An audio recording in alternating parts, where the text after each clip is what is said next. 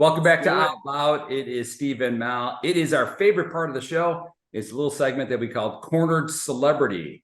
My good and longtime friend, and I know he'll say, oh, I haven't known him that long. It's my good friend, actor, director, producer, David Chokachi. David, welcome back to It's great to see you, my man. Thank you, Steve. What a pleasure. I mean, we've done this in the past and it's always been just over the phone, like a radio style interview. So this is kind of cool. I get to see you in person, and there you go. Right. So we can catch up. You should have seen him 5 minutes before, David, running around trying to get this put together. We were having technical problems. Oh no. You know how that is. Freaking out. You just kind of figure it out. We're out in Florida kind of promoting the show. So you know how that is. You just kind of out and about. Oh, cool. You've been on a set, lights go out, and you don't know what's going on. So what is your show? Is it video now? It's like a video kind of content that you guys are doing?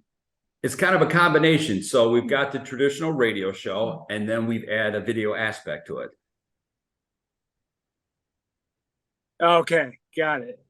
So if you remember, years cool. Back, I mean, it gets years back when we first were originally talking, I had you on, we had the video feed, the live video feed on one of the stations. So this is just a little bit different now, kind of updating. Yeah. I have someone to keep me, nice. Line. Yeah, just about. Wait, and what's your name? I didn't catch. I'm Mel. I'm Melissa. I don't know her name. Lovely to meet you. Mel? That's right. Or Melissa? Yeah, you can call me. Okay, Mel, yeah, really good to meet you. Yeah, he calls me Mel and Melissa. Okay, cool. Bosses me around. I know I'm in trouble, David, if he calls me Melissa. So there you go. Okay. We know how that is. Cue. Yeah. We know how that is. So how have you been? What have you been up to? So we're currently, we have a house in town in LA, and then we rent a place on this. It's called Point Doom, Malibu, and my daughter's in junior lifeguard, so we are out here for like full time, basically the whole summer, and she does this program 5 days a week. It's so cool because the crazy thing is the guy who runs the elite kids, the A's, there's like A, B, C groups of kids, and they all move up to A's. But the guy who runs the A's is this guy, Greg Bonan, who was the creator of Baywatch. Wow. So I see him every day, we talk, and it's literally art imitating life, or life imitating art, whatever it is, you know what I mean? Because my daughter is like out there becoming a real lifeguard, and I'm sitting there and I'm like, I just played one on TV. Wow. That's actually one one of my questions was, what did you have to do for your training when you kind of got that role to be a lifeguard? Obviously you must have been in the water and reenacting everything, so it was kind of the right way to do it for film. How intense was that? I was so gung-ho. There's actually a Baywatch documentary coming out. I think it's public knowledge now, but I saw some of the footage, and it was back to I had gotten the show, and there's an actor called Michael Newman. He was the real lifeguard, and you had to go train with him for a number of days before the hold on, is that too noisy, that car? No, we're all good. Okay. Anyway, so I go down. I was so fired up. They made me do like running in the water, dolphining out under the waves, teaching me how to release the can on the full sprint.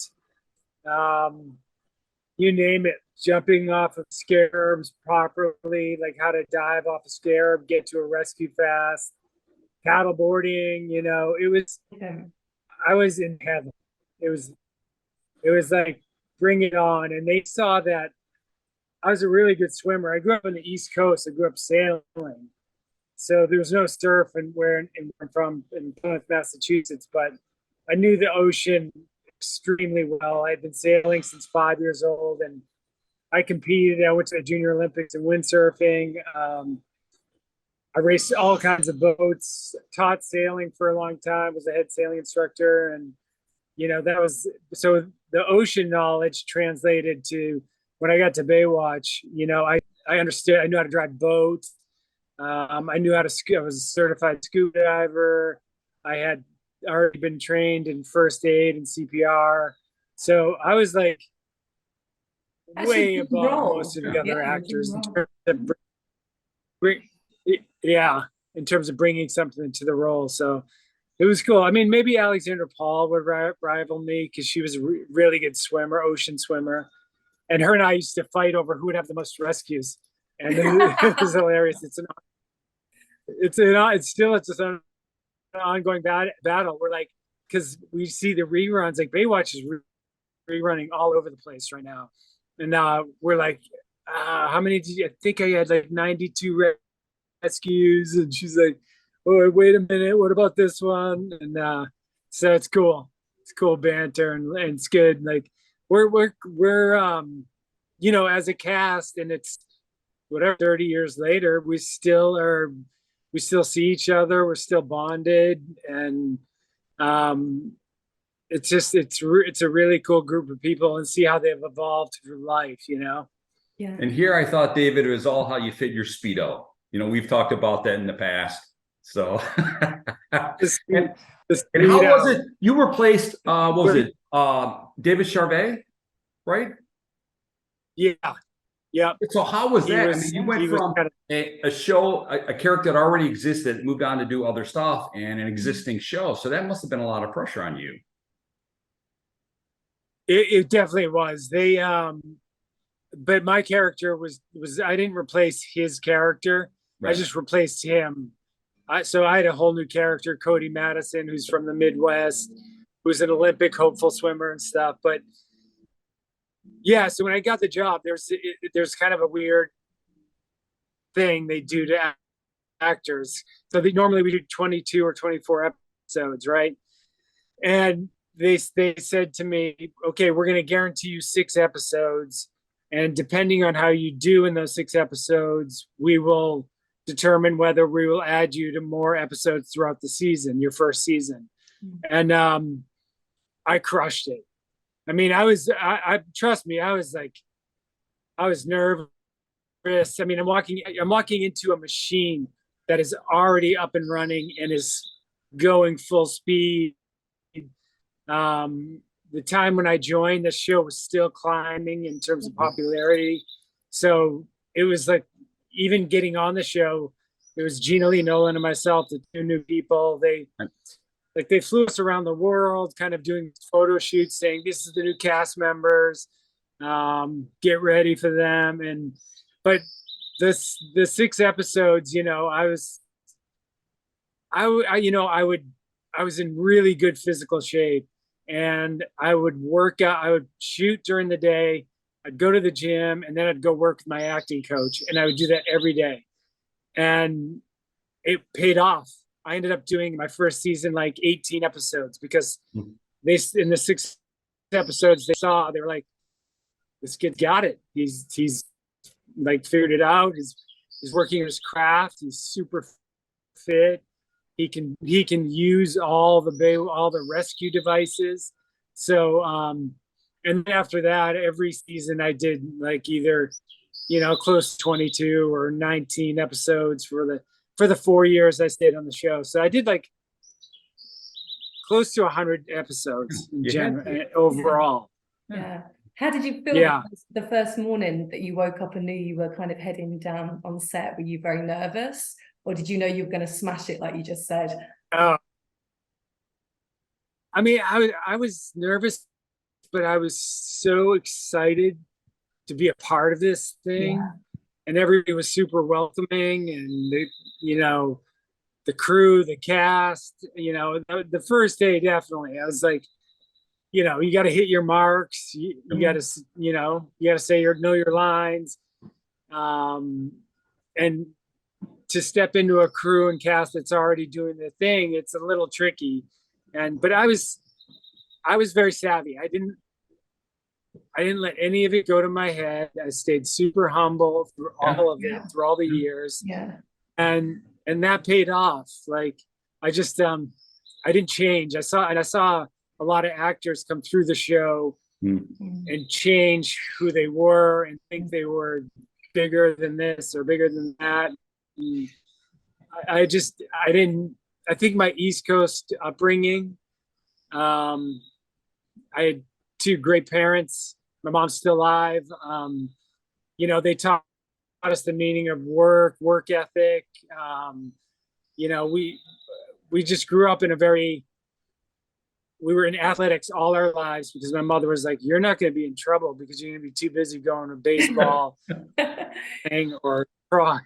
So we were literally, that was our deal. And I think, you know, you have that East Coast kind of, there's something about it that there's a je ne sais quoi that you have. And I think that really helped me stay centered throughout you know, when it got really, the hype got high.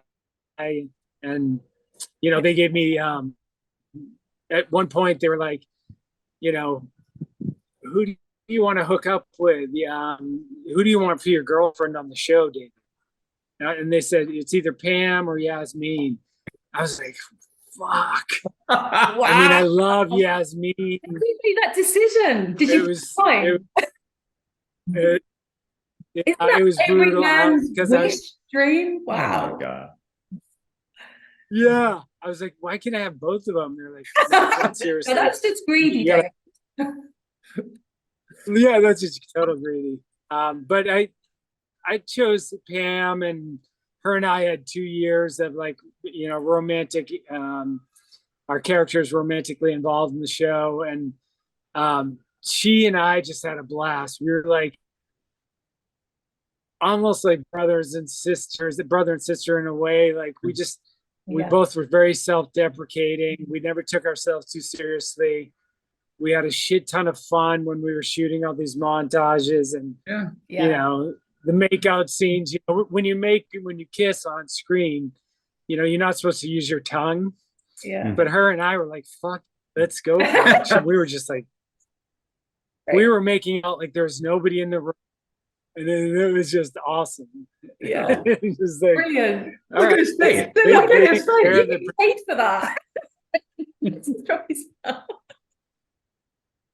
Yeah. Yeah. And if you think And Pamela, and you could have gone for the audition. You could have gone. I could have tried. So now with that, it was perfect to be cast like a Midwesterner because I'm a Midwesterner. So that just kind of worked. A good heart ethic. Yeah. A lot of sports, but I got into a lot of trouble, unlike you, you know, so, but that's okay. That's all right. Did you? So with that, you went from in front of the camera and you started working behind the camera. Did you take your work ethic and what you learned in Baywatch and some of the other programs that you work back behind the camera? Yeah, I mean, yeah, more producing and less directing. I mean, I co-directed this film. It was kind of a co-directing credit, but it was more of a producing credit. It's called As Long as I'm Famous, which is still on like Amazon Prime.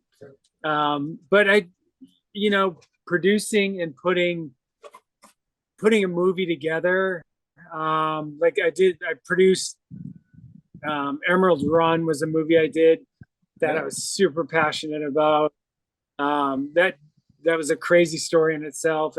It literally almost, we shot half of it. We're supposed to come back in January, shoot the second half. The director took the hard drives and like disappeared to some cabin in like the Sierras. And the investor was like, dude, we need those hard drives. We got to continue. Anyway, it turned out to be a mess. And so I lobbied him to say, give us a small budget. My buddy and I, and this buddy of mine, Eric Edabari, who's on Witchblade with me, and is a really good director, producer. He can really maneuver. And we shot like the second half of the movie in like 3 days of principal photography, and then maybe 3 days or 4 days of second unit where I was on the ocean, or I was on a bus traveling back from Mexico in the story. So, but producing is a beast. To get a movie off the ground is a beast. It's like I look at these things and I'm like, it's so difficult. There's so many people who want to say no, and you got to fight through it, and you got to really believe and be passionate in your project in order to do what you want to do. And in today's day and age, it's like they're casting people who are YouTube or TikTok famous people as actors, and it's like they have no skill, they have no training, they've never been on a set, and you're going to cast someone like that over someone like me because Right. they have 20 million followers. It's just, and that's happening a lot, and it's extremely frustrating, and I think it's kind of just gross. It's like you're just putting these people like in there because they can, whatever they do, like fart on camera and like shit like that. It's like it doesn't make sense, and it's unfortunately something we all the actors. Yeah. So what advice would you give to somebody who may be coming across the pond from London, for example, coming to LA to try and get noticed, to kind of have that opportunity, that door open? What advice would you give if they were just starting out? I mean, first, like you got to get into a really good acting class and really like develop a technique for yourself that works. And you got to do that. You got to do that for a couple of years before you're even going out auditioning, because if you go out too early and you're green and a casting director sees you, and this happened once to me, and I wasn't ready for it. And it was a cool movie. It was a small part. It's like a fighter pilot, but they were just like, yeah, he's too green. And I took that and I was like, fuck that, I'm too green. I studied, I worked, doubled down on my classes. I got a private, worked harder, and that never happened again. But you have to train. And then, in this day and age, a lot of people, what they're doing to try and get noticed is to do their own material, like develop short film, put it together, finance it yourself, cast it, direct it, in it. And you can end up, these shorts can go into these festivals and people can see them and go, wow, that's a really talented person in that short. We should maybe find out what their deal is. So like creating, that's kind of a really good create to get off the ground. And then then it just comes down to grinding, getting an agent, getting a manager, which is absolute nightmare in this climate, especially. It's really tough. But I'm still with the same manager I've been with since 1995. Jeez. It's crazy. Wow. So we're you've got the foundations, because so many people move around in this industry with management. To have got that loyalty and support between both of you, that's a very individual thing to have, isn't it? Really? Yeah, because a lot of people they get these managers and they end up getting burned. Of course, they'll either siphon their money or they won't. There's just it's difficult to find someone who you could trust. And my manager, I can trust with my family. You know what I mean? So that's a good asset to have. That's why they called it the Boulevard of Broken Dreams. Absolutely. In Hollywood. So but you were at Hoff's 70th. How was that? At his birthday? Yeah, that was fantastic. Is he 70? That was awesome. Oh, gosh, he looks so good. I was surprised. I hadn't seen him in a little while. We always stay in touch via text, but he's hard to pin down because he stays between California and then also where his wife is from. She's I think Welch.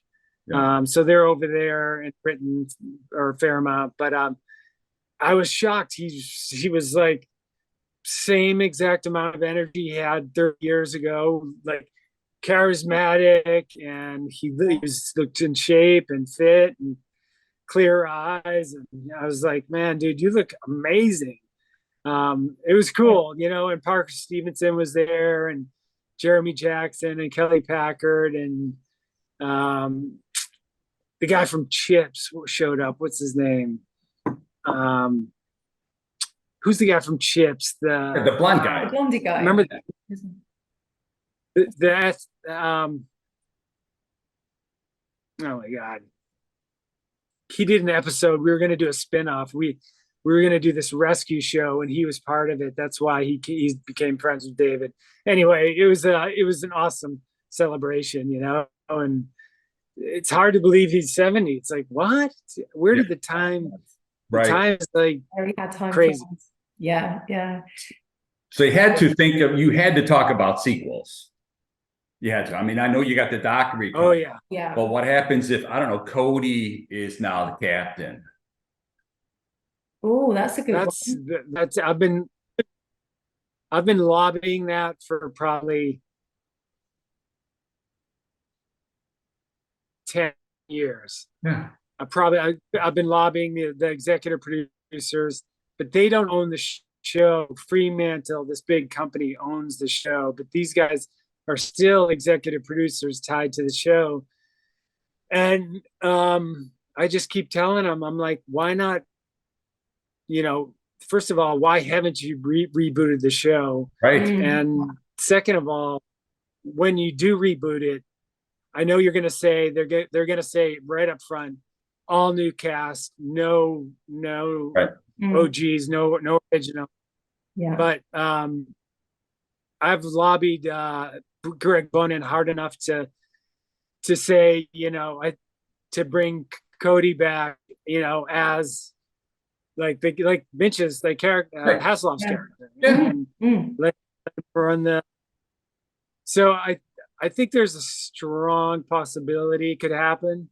And even like I presented the idea of like Cody being a single parent, and my daughter, like, she's been in a couple films of mine, and I was like, you get 2 for 1 here, dude.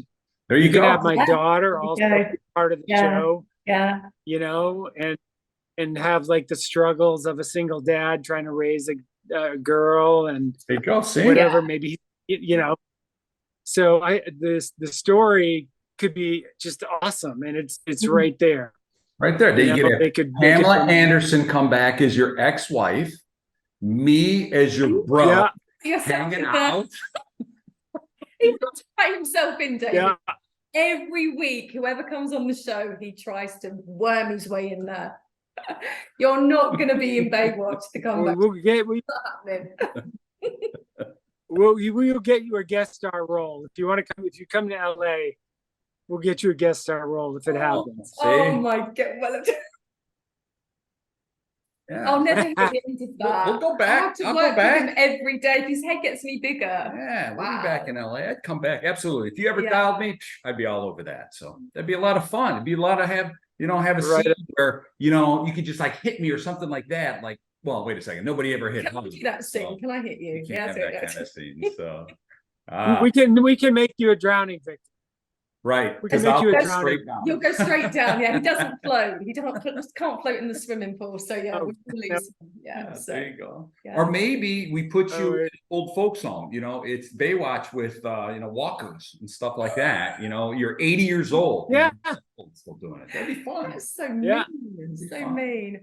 So what's the future hold for you, David? What else do you want to achieve? You've had this amazing career. You've obviously got wonderful family life. You've got wonderful balance. What do you aspire? What's the next kind of part of your journey? For me, I really want to get on a series again, because that's where the high visibility is. There's, you have a guarantee of a certain amount of work if you're on the series, and if you're high up on the call sheet, like if you're number one, which I would probably hopefully be if the reboot happened, you end up working a lot, and it becomes like a regular job for 6 to 8 months where, you know, you're going to set, you have a schedule. You know, the hard part of being actors is, you know, the in between when there's no work and even though I have a daughter and there's a ton of, you know, driving and doing things for her, for myself, creatively, there's like no structure. So, there is one project I'm developing that's, I think is amazing, but it's going to take someone who has the same vision as I do, and it's going to take money to make it good. So, but it's unbelievable. The show is like, I just think it would hit so hard. So, yeah, you know, and other than that, we're with the summertime, and we try and spend as much time in Malibu as possible. Women, you know, I go down and do, if there's no waves, and I can't surf, I do long ocean swims and, you know, kind of enjoying the summer life. We're actually going to the Galapagos in August, which is, you know, I'm super excited about, which with my family. And yeah. Amazing place for one. Is it somewhere you've been before, or somewhere you've always dreamt of going? Because that's pretty mind-blowing. No, it's actually my wife's parents who brought it up and wanted to go. And COVID happened, and then it delayed everything. And so now it's kind of, I think we're traveling in early August. So I can't wait, because it's supposedly the scuba diving is like insane. That's a trip of a So lifetime. I'm fired up, you know. Have an amazing Obviously, time. there's a writer's strike. Yeah.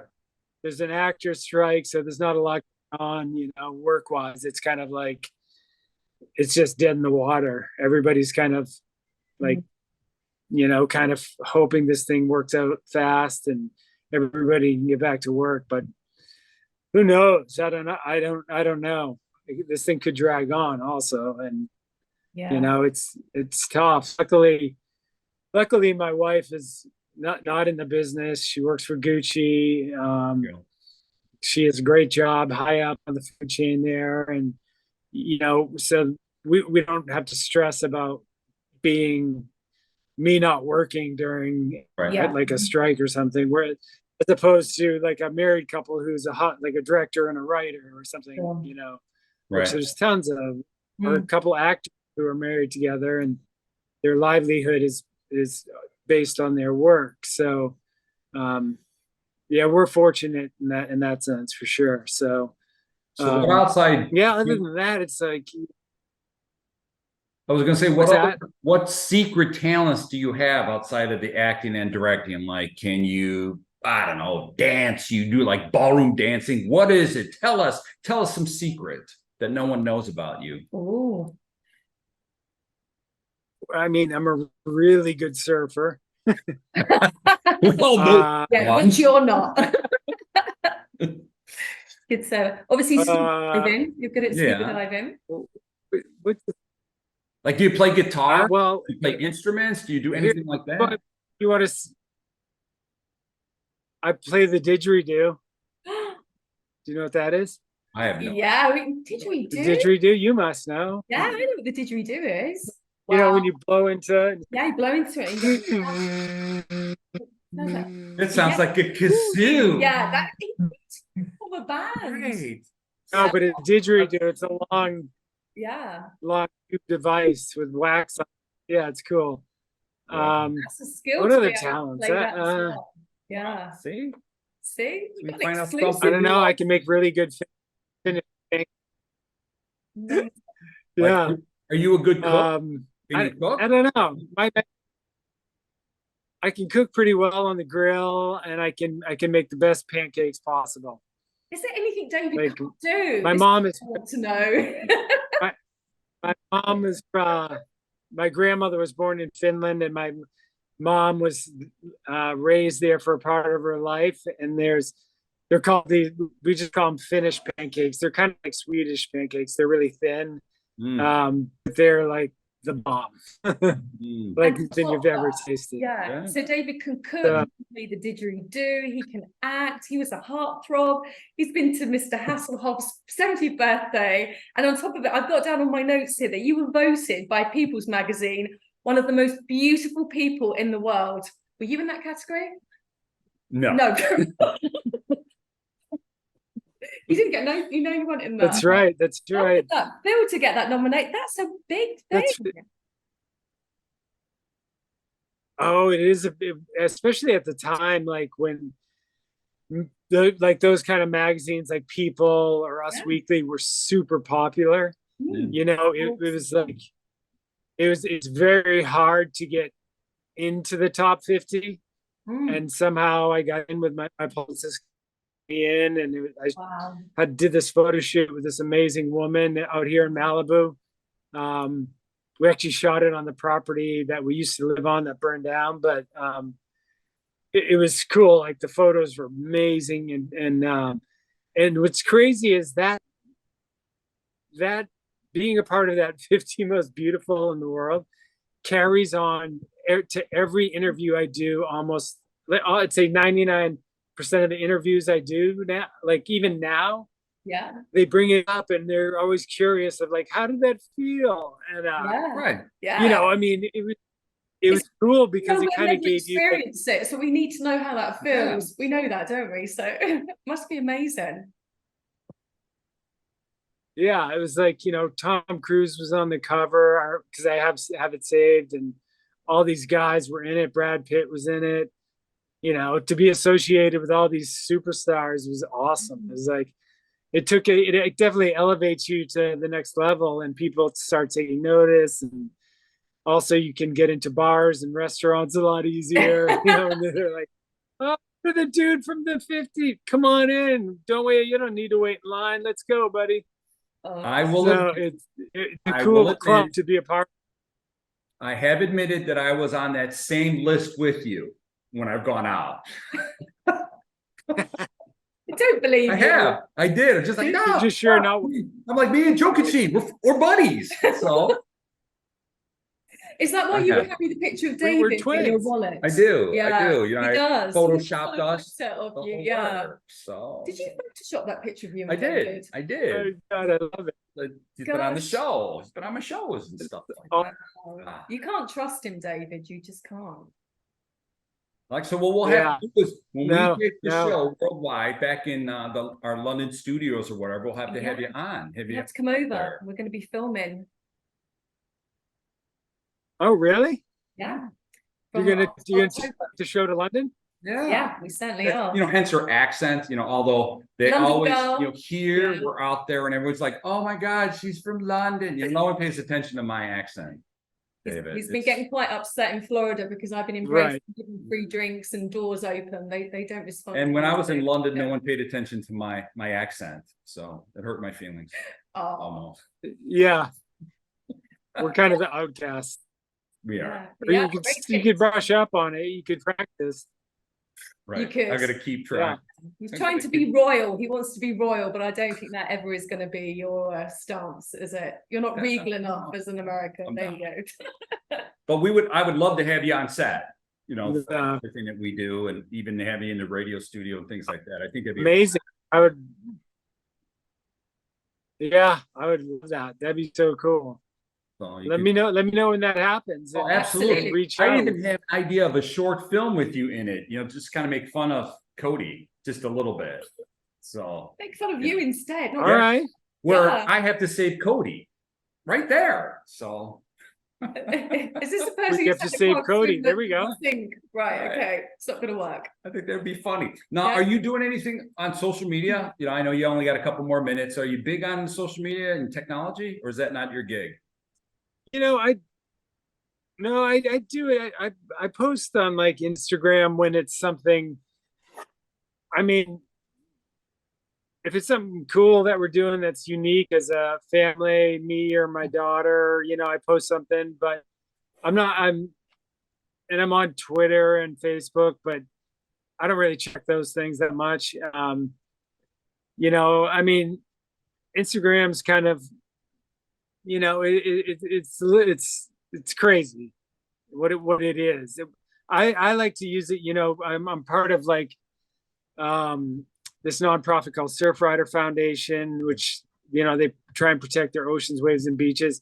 So I use the Instagram platform to like promote these nonprofits that I work for, and also another one called Best Friends Animal Society.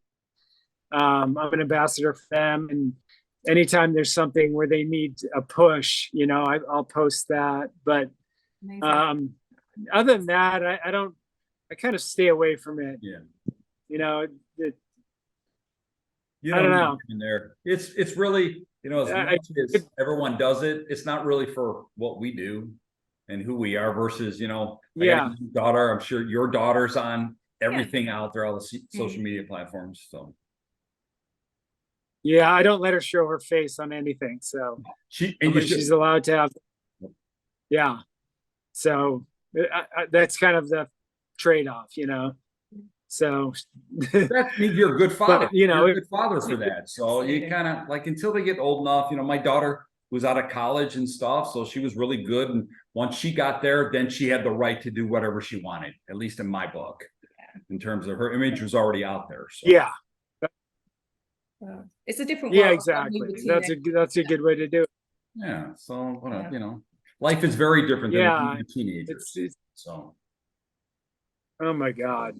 It's like night and day. It's so weird. And you know, the social media thing, like with the amount of anxiety it's creating in young kids, you know, you see these studies and you're like, whoa, man, like kids are committing suicide, their depression rate is like way up, you know, it's because they see other people, and whether it's friends or they don't know them, they see them living this huge life, and they're not maybe not doing that. They have a small this reality of life.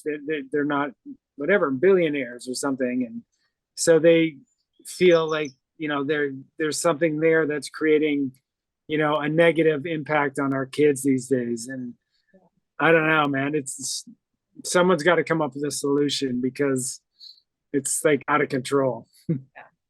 That it really is. Yeah. David, you're always welcome on our show. You know, Absolutely. I certainly want to get you in sets or get you in the radio station. I think that'd be great. Thank you.